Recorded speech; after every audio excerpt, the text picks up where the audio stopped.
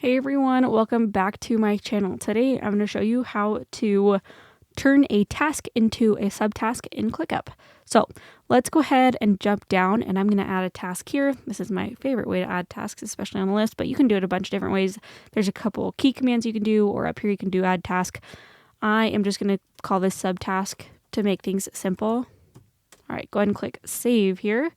All right, and now that we have that, I am going to click this little checkbox next to it, and then you can convert this into a subtask.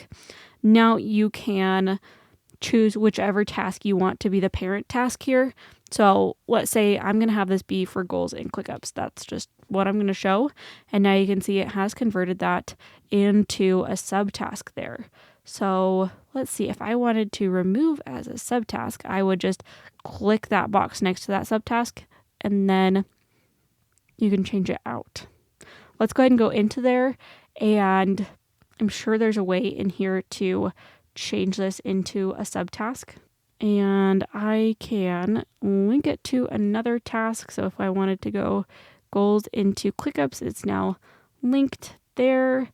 And then again, you can convert it into a subtask that way by saying, let's say using HubSpot is now that subtask.